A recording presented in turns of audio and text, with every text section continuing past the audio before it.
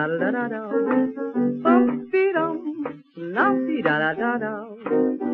farmer's wife sent their daughter to town. Thanks as well for your presentation yesterday. It was wonderful to see those, that artwork from the Disney archives. So good. Big. It was wonderful. Yeah, I like seeing it big too. I was like, wow. Oh yeah, and yeah, it was incredible. And we're all really buzzed that there's going to be a Mickey Mouse episode set in Amsterdam. We're working on it. Yeah. Yeah, and I was wondering, because how are you finding Amsterdam? It's great. Yeah. Yeah, it's super cute. Everyone jokes that Europe is America's Disneyland, but it is rad. It's like there's so much history and culture at every turn. Strolling down the street in America, it's often just dirty, new, junky, whatever. But it's awesome to just step out your doorstep and walk down the streets, and there's artwork on every doorknob and lamppost, and just great history and design and. There are, of course, seedy areas of Amsterdam. Sure. Yeah, which of course brings the irresistible question. I mean, I guess there are places in Amsterdam Mickey's not going to be able to go to, right? I know, he can probably get really smoked out and head down to the red light district, right? There's Minnie in the window with her little skimpy things on. And then Donald beats him to the punch and he cuts him off at the pass. Yeah, why not? Why not? Yeah, that's probably going to be fine. I'll pitch it. I think it'll go over. Yeah, why not? When you think of Mickey in Amsterdam, it's irresistible, isn't it?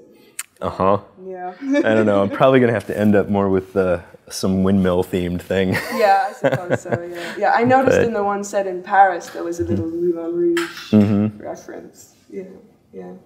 But I was wondering, it's interesting that to modernize Mickey, you went back to the 1930s. That's very. I love cartoons from that era. I really like Betty Boop and all the Fleischer cartoons. And I'm a big fan. And so much weird, surreal things happening in those days that are really fun. Yeah, it seems like those animators were having a great time. Yeah, I mean, I think so. They were exploring this brand new medium, and that was definitely a very explorative time, and they were all just inventing it as they were going. So, there's some amazing things that were produced. Yeah. You like Betty Boop too, then? Sure. Yeah, all kinds of weird Fleischer cartoons. Popeyes and. Yeah. I guess maybe in some ways, though, it might be harder to modernize Betty Boop than it would be to modernize Mickey Mouse, maybe. I wonder. That's a good question. I don't know. I mean, she was kind of a spunky modern woman at that time. She probably could probably still translate without too much change. Yeah. I would love to see Betty Boop again. Yeah, I know there's a lot of people that would love to do that. Yeah, it would be so great. But how was it to, modernize Mickey Mouse and develop it for new platforms, like tablets and phones and the internet and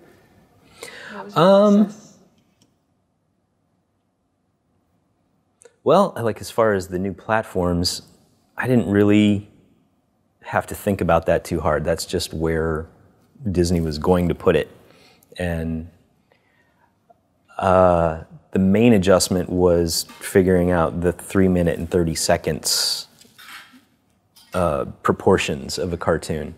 And so the folks on High had it on mind that they wanted these little shorts that were more mobile and they were less interested in building like a half an hour block of 7-minute cartoons, which might be the classic way that they would air, and program them on the network. And they wanted things that could be more mobile and more nimble for programming.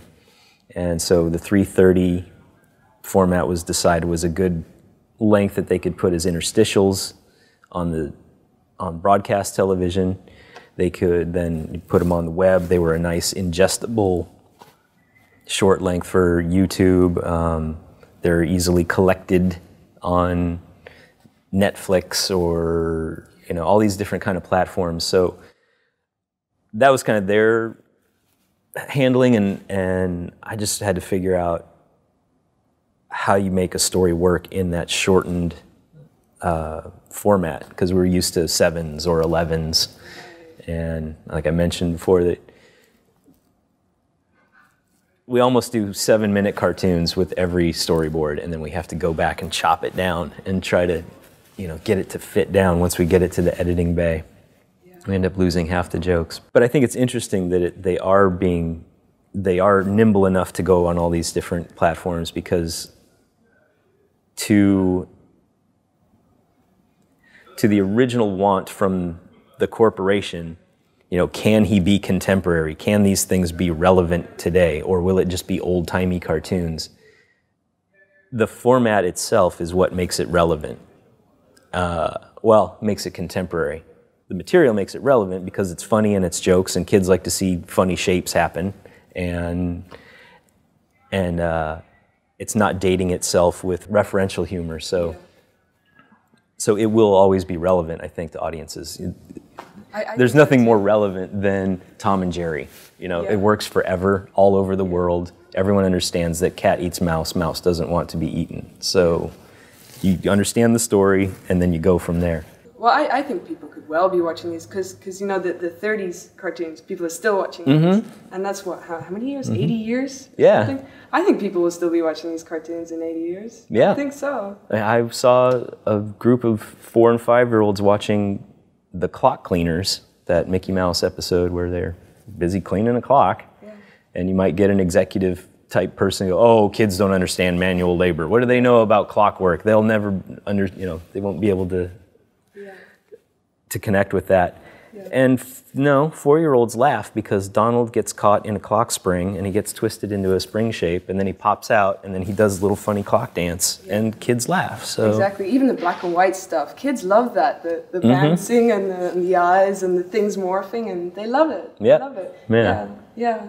And how do you feel about Mickey Mouse? You know, because you're sort of like his custodian in a way. Like, you know, do you feel parental about him, or? Parental. Yeah, that's a bit. Yeah, I don't know. Yeah, I was just curious how you feel about Mickey. You know, having worked with him now, and. Oh, there's a bit of an honor that to be able to play with these characters and be given the reins to not be precious, and you know, really thought they would keep him locked in a box and you can't touch these. But they let you. But they let me, and yeah, it's I don't feel parental, but I feel like there is a buddy I hadn't seen in a long time, and now we can go out and play again. So it's fun to go. You know, come on, the door's unlocked. Come on, let's go, come on. Go. Yeah, let's do it. Wow. Yeah, that's great.